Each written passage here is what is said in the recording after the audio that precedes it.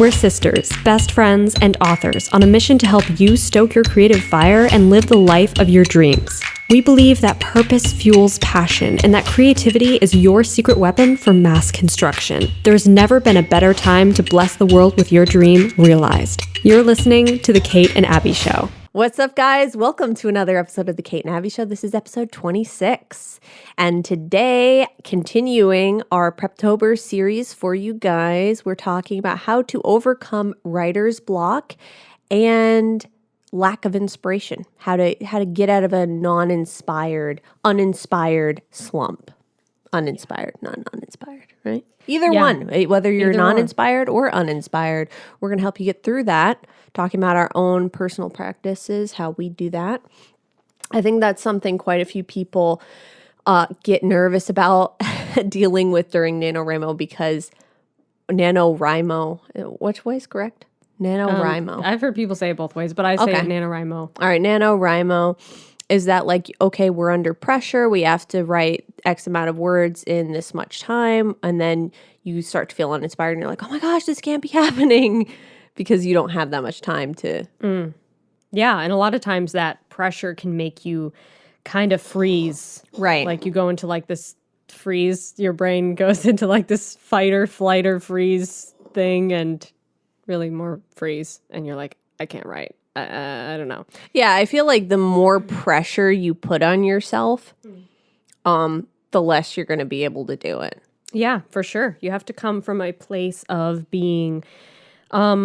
really being confident and in a lot of ways happy. And I don't necessarily mean like, you know, you're smiling or laughing while you're writing because sometimes you're writing something more serious, but just starting from a place of positivity in the way that you look at your art and your abilities. I find that to be very vital for having the inspiration to write. Because a lot of times, like when I don't have inspiration, it's because like I'm having some more negative thoughts come through my head of like, am I going to be able to write this? And like worrying about my ability to write whatever I'm wanting to write that day. And it's kind of like when the anxiety creeps in or the doubt, that's when I start to feel like stuck or uninspired.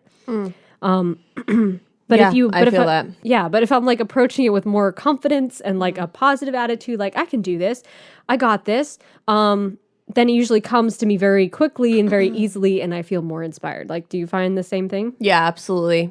So I think when you start telling yourself that it's something that you're not capable of writing or something that you feel intimidated by, and you start dwelling on the fact of, like, what if I can't write this? What if I can't do it? What if I can't make it the story I want it to be? And then you start just psyching yourself out.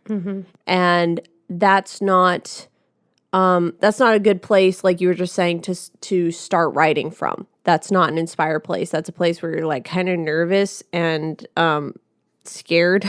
Right. Yeah. Of not being able to accomplish what you want to accomplish. So you're intimidating yourself. Really. And you know it. You have the ability, you have the expertise, you have the skill to write. It's kind of like I thought of the analogy just now when you were talking of like we love watching figure skating, and all the time you see a lot of times at figure skating competitions, the figure skaters will get like a little bit anxious because they're in a new competition or a new environment, and they're really, really good in other environments, but then like kind of let the anxiety of the event sort of psych them out. And you see this with every sport, obviously. But I was thinking of figure skating because that's like the only sport that I watch. Right. And, you know, they miss their jumps, or they don't do the jumps, or they just fall a lot. And it's like, oh, this is so disappointing because I know how good they are. It's really disappointing to watch because you know that they're an excellent skater otherwise, you know? So it's like, it's the same sort of thing with writing, I think. It is. Is that it's like you're letting yourself get so intimidated and psyched out and overwhelmed by this this event of writing the book either today or for NaNoWriMo or some other writing challenge that you're actually kind of short-circuiting your own abilities, even though you have those abilities, you know? Yeah. For sure. They're right there. Right. but Like a lot of times you're stopping it from happening almost. Yeah. And like a lot of times with the figure skating thing, you'll be like, oh, here's this skater earlier in practice and they're doing everything perfect. Yes. But then when the pressure's on, they buckle a little bit sometimes. Exactly. So yeah, that's a perfect analogy. And I think that's actually what's happening is especially with things like NaNoWriMo where you're actually putting pressure on yourself to finish a novel within a certain time period. It makes it more like, oh, the pressure's on for me to do this. What if I can't do it? Right. I think don't let that pressure accumulate. Don't take it so seriously. I think that's something that's really important. I think sometimes I've never done NaNoWriMo ever, but I think that, so you can tell me from your own experience, but I think that some people almost get way too serious about it with almost like jamming into it, even if they don't feel like it, even if it doesn't feel right, no matter what, just so that they can get the word count. And I've seen so many people are like, oh, I like scrapped most of it and rewrote it later. Well, it's like, well, then what's the point really? Right. So I think that it's important to not like prioritize that so much that you're jeopardizing like whether or not you even feel happy with what you're writing. Yeah.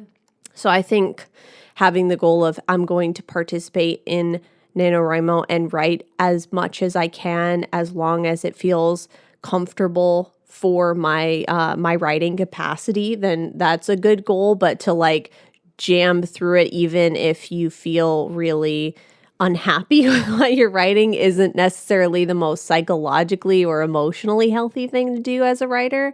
Like, what are your thoughts on that? Yeah, I agree 100%. I think that it's important to take stock and really ask yourself, what is it that is important to me about writing?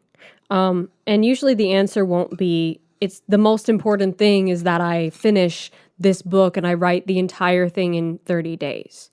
Usually that won't be the most ultimate important thing to you, because to me anyway, it's more important that I write, that I love what I wrote, that Right. I'm proud of it, and that I had a good time writing it.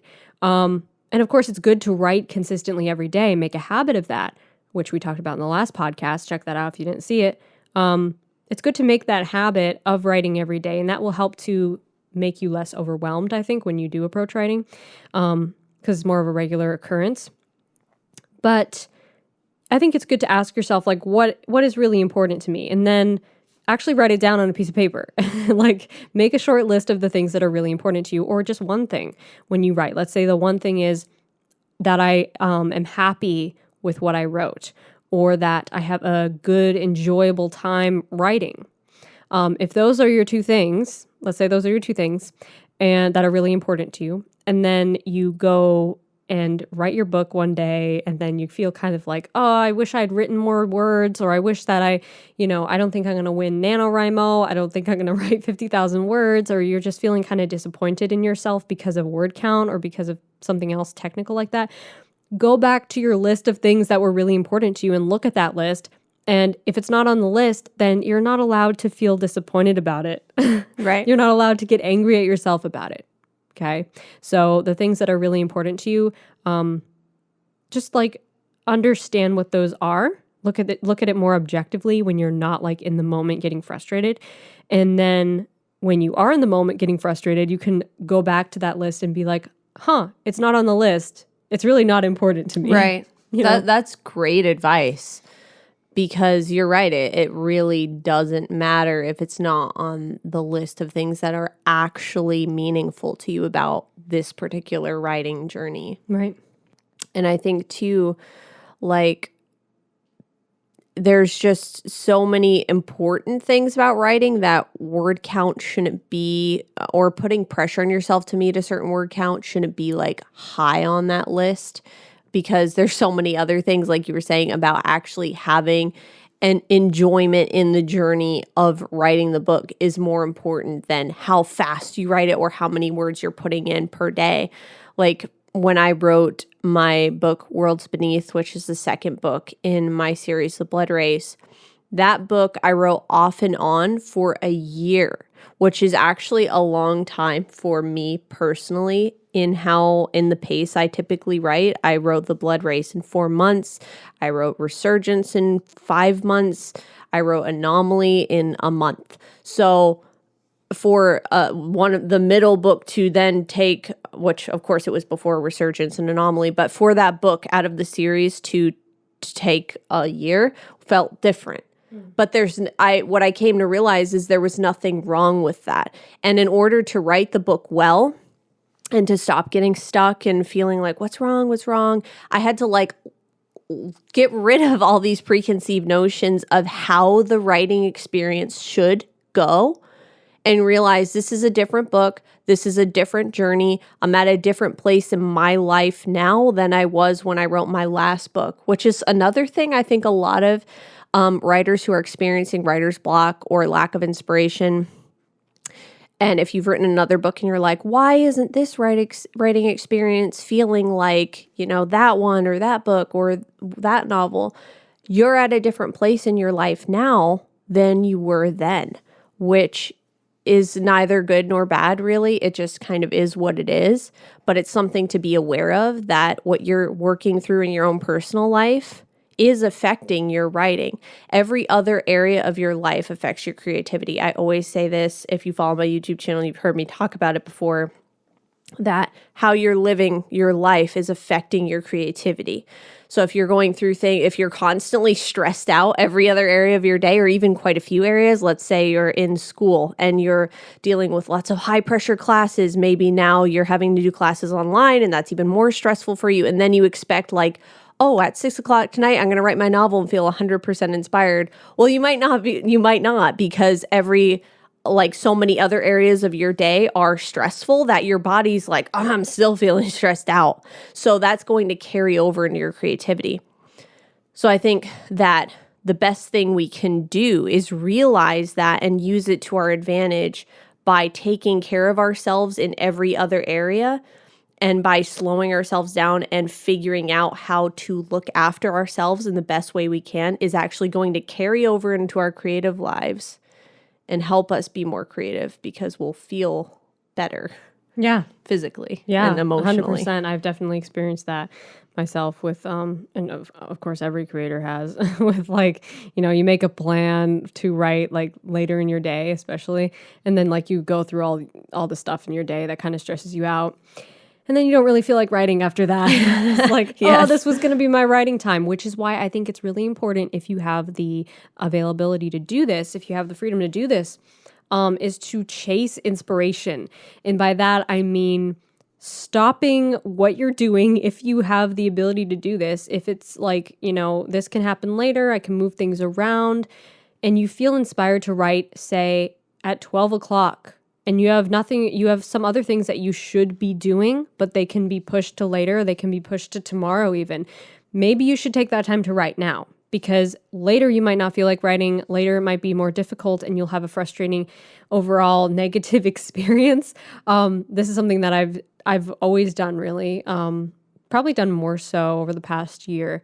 And it's really helps me to discover more joy when I write, is to be less regimented, I guess, with I'm going to be writing at this time to this time, and just become more aware of my inspiration and when I feel like writing, because as an entrepreneur, as a self-employed person, I can move things around a lot of times. I still have to get everything done, but I can decide when things happen.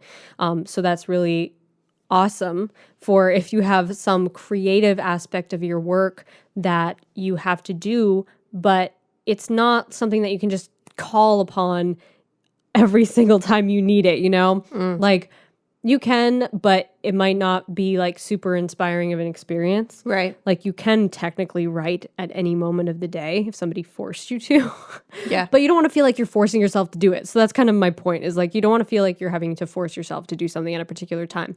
Why do that when you could be more in tune with your inspiration and follow your heart on it, I guess, is what I'm trying to say, Yeah, exactly. Sometimes it can feel like you're forcing it. And yeah, I mean, sometimes it's like, it's interesting because there have been times when I've sat down to write and it's like, I'm just like, I'm not really in the mood. And I'll write a whole bunch of words and then be like, oh, that was probably rubbish. And I'll come back and read it later. And I'm like, whoa, that was great. Yeah. And you can't, have you had that happen? It's weird. Yeah. Because actually, yesterday I had a really good writing day. And when I first sat down to write, I was like, oh, I really don't want to do anything else. So I kind of want to write.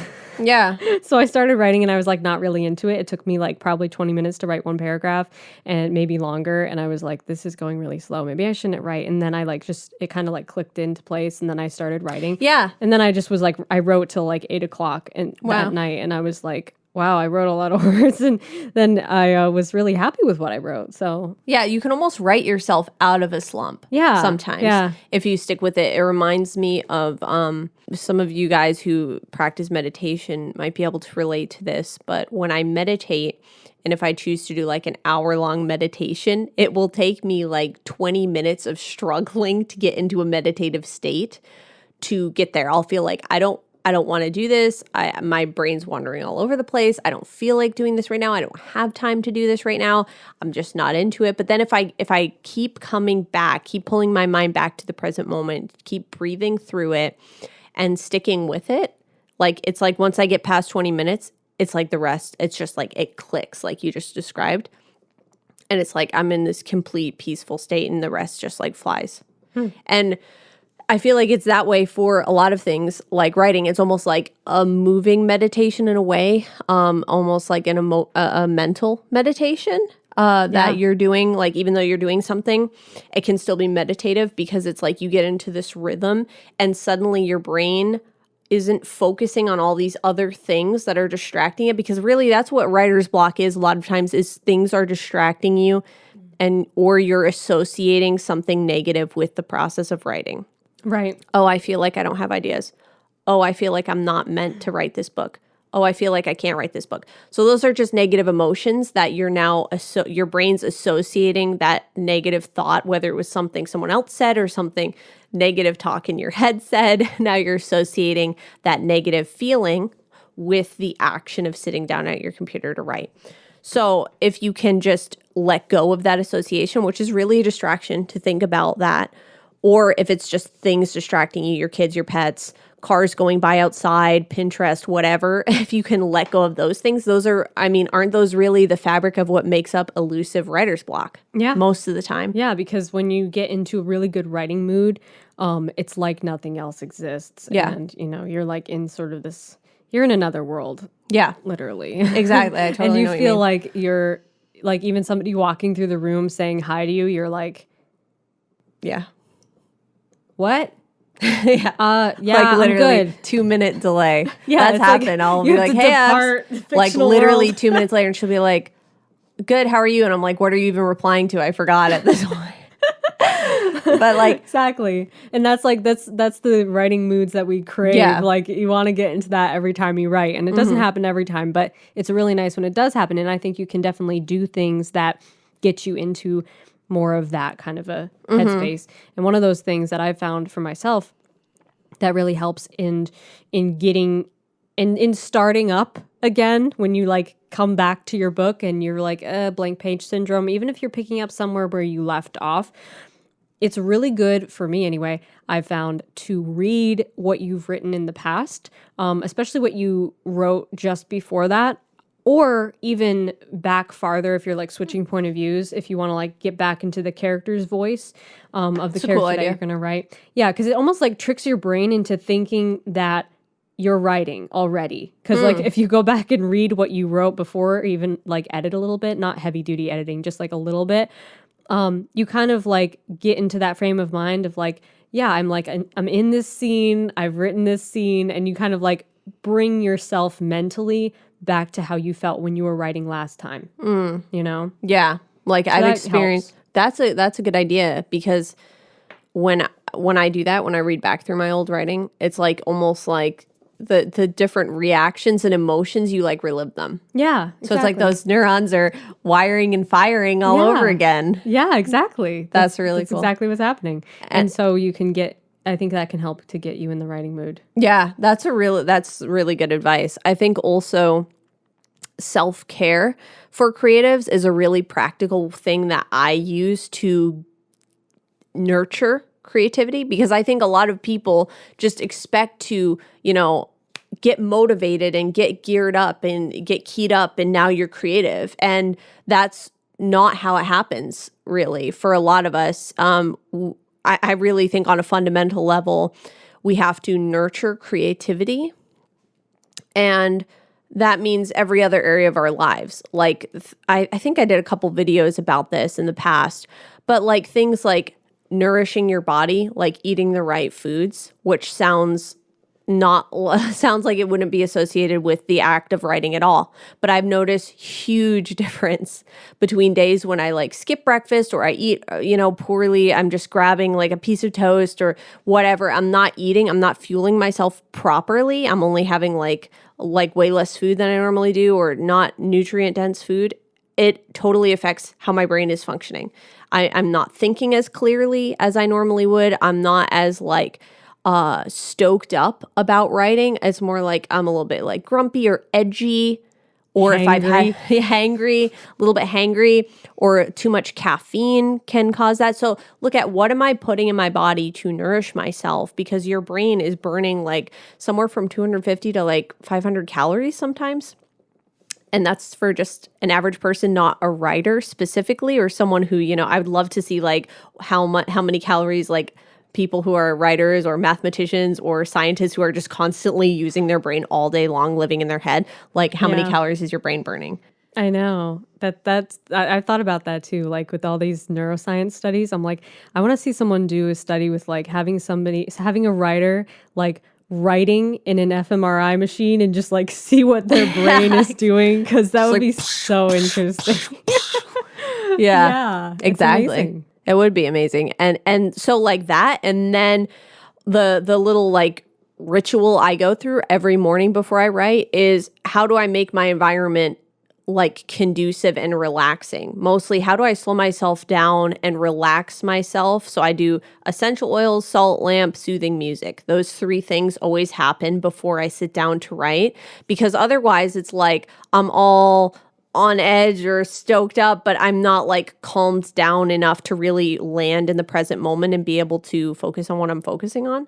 So I think little things like that, like, have I nourished myself today? Do I have like enough food in my body to be able to think clearly and focus on what I'm doing? And what have I done to make my environment conducive to relaxing myself, calming down, and really being able to laser focus on what I'm doing?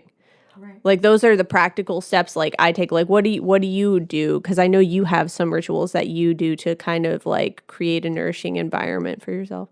Yeah, I mean, I probably don't do as many relaxing things as you do. I always need a cup of tea, and I do a lot of it has to do with like more of a digital side of things for me, like getting my phone away from me, shutting off my internet, and then doing like the time, what's it called? Screen time app on Mac, which shuts down all of the apps except the one that you want. So I only have Scrivener and Spotify available on that. So I'll turn that on. So they're all, grayed out. You can't click on any of them, which helps me to stay focused and just feel like I'm kind of in my own little world.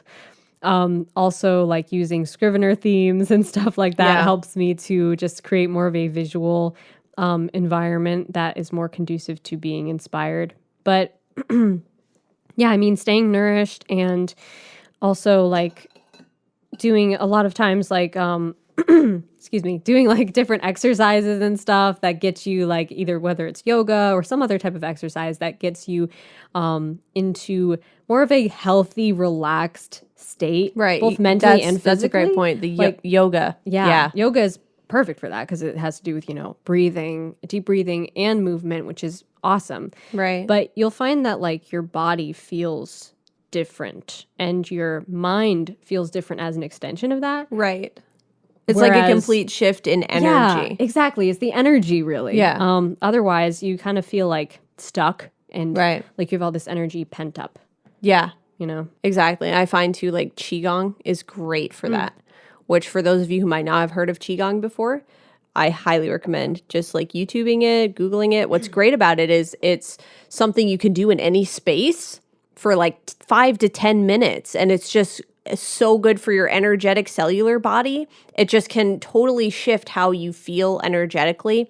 And it's awesome too if you're someone who like sits, because you have a lot of tightness like pent up in your joints, and that's affecting like how you feel, which is affecting your whole mood. And these things sound like so simple when you're saying them. It's like, wow, that sounds so simple. How is this, quote unquote, gonna help me solve writer's block? But really these fundamental things, when we neglect them for long enough, that's really what causes us to feel like tight, uninspired, tired, whatever you're feeling is something that's developed over time usually. Right. And with healthy habits and self-care practices and just being aware, you can really change a lot. Yeah, 100%. Yeah, so I feel like that's a lot to go on. It is. Chasing inspiration, nurturing your creativity, not intimidating yourself. Don't intimidate yourself. Don't overwhelm yourself. Don't psych yourself out. And then some practical things like reading what you wrote the last time you were writing to get your brain in that headspace again. Or setting off your oil diffuser. Setting off. That sounds really aggressive. Setting up an oil diffuser, a salt lamp, or some other form of relaxing something in your environment that's relaxing. Even relaxing music. Music is another thing that we'd even touch on. Yeah. But setting the mood with music, that's a huge element, I think, of getting in the writing mood.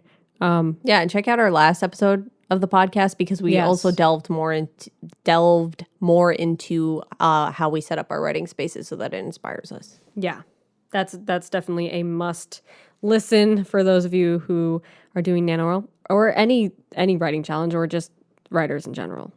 So yeah, I think that pretty much covers it. Yeah, I think that's good. Go forth, make notes for sure on this podcast, and go forth and have an amazing NaNoWriMo and an amazing writing day wherever you are. And comment below and tell us about your novel if you'd like to share what your process is and maybe something that's helped you in the past beat writer's block and stay inspired. And if you want to support the show, the best way to do that is to go to our Patreon page, which is patreon.com/The Kate and Abby Show. And it's always the best help, the most amazing thing when you guys share episodes of the show with someone you think could use it, someone that it would inspire. So please feel free to share it with a writer who might need to overcome writer's block. And we will see you in the next episode, my friend. Till then, stay stoked. And rock on.